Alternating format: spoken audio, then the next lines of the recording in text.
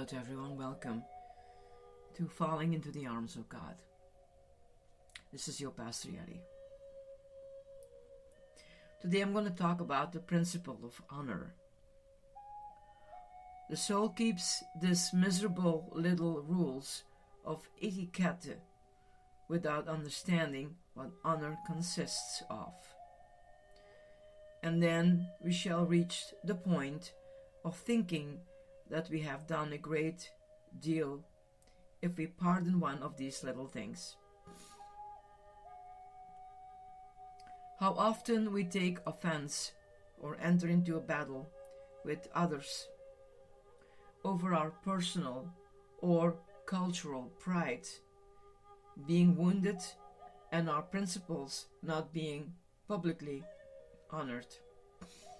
Families become estranged, love, partnerships suffer serious rifts, and friendships dissolve.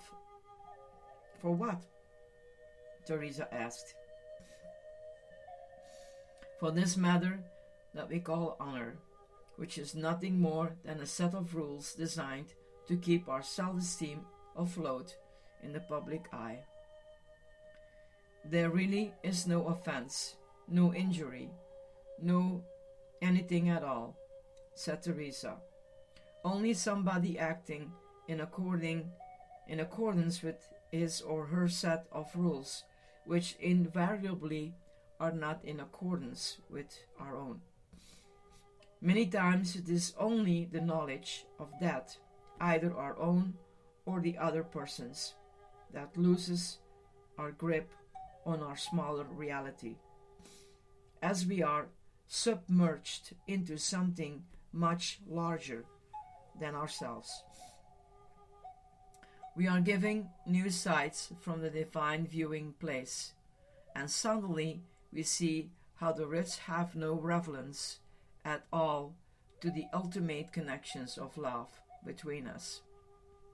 But that can sometimes be a long time in calling. So,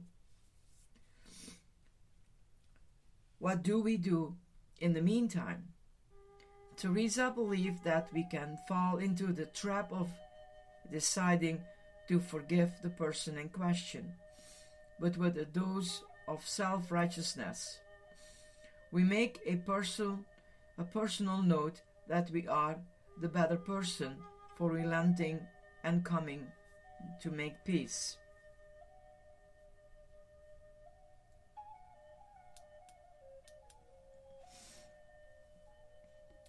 Our relationship with the other is not re-entered with love and compassion, but with a feeling of superiority.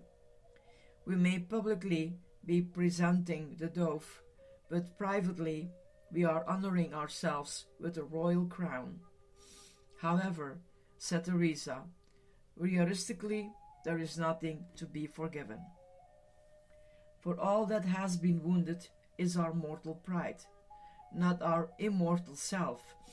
If we can understand how differing relations have collided and that the only victim is the ego, we could more readily laugh at the sensitivity in which we are so invested.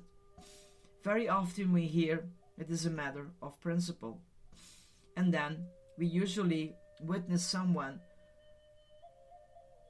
stubbornly refusing to move from his or her authorized position. Authorized by whom? Until we choose to ask this question and honestly seek the answer, it is guaranteed that we will continue to take offense and accuse others of causing us personally injury. Honor is something that has been handed down to us from our forebears, and each culture has its own interpretation of it.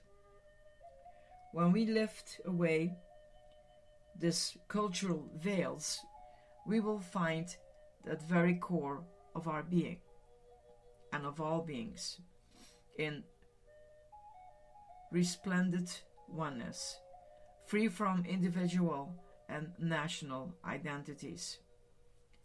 Teresa lived in a time when honor was paramount in society's eyes, and she herself felt deeply bound by it. But then she came to understand that true honor was that which glorified God and not her. She no longer desired to be honored publicly, nor did her self-esteem require it, as she came to know who the real authority within her soul was. Teresa created the new Carmelite order, dismissing the normal attentiveness to societal status and honor, and took in converts to Catholicism and those without dowries, which previously did not occur. But most of all, she tirelessly educated her nuns in the importance of laying aside their petty grievance with one another, and thereby enable true love to abide in their monasteries.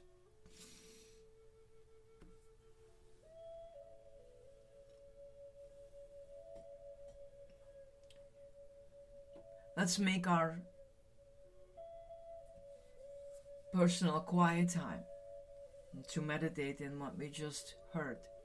If it's not possible for now, you can always do it later.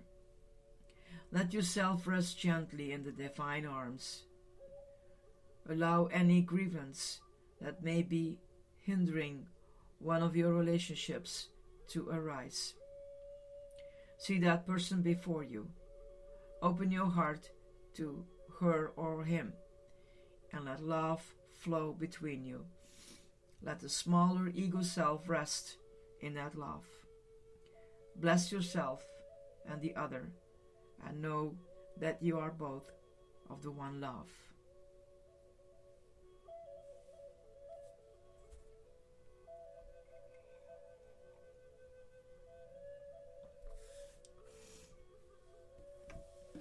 Dear ones, as long as power is ruled by dictation, there will be no set of heart that allows us to receive the other and our relationships. If we don't come down, and sometimes in some silliness of things that occur in our own life, we will never understand the love that Jesus poured out in our hearts.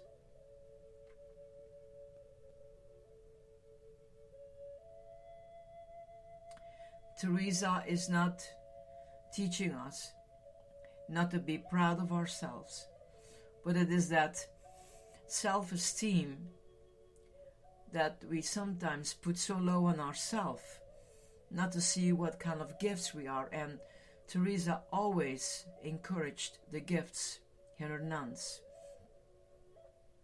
And also for us, it is important to see our own gifts.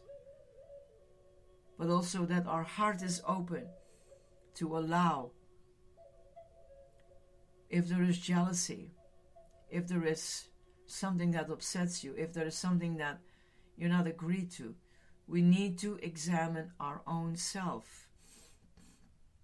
It can break relationships. I know the world gives us not such a good example. Let us come to ourselves, to our own self, in the upper room with our Lord, and examine our own heart. May God bless you and protect you. This is your Pastor Yeti.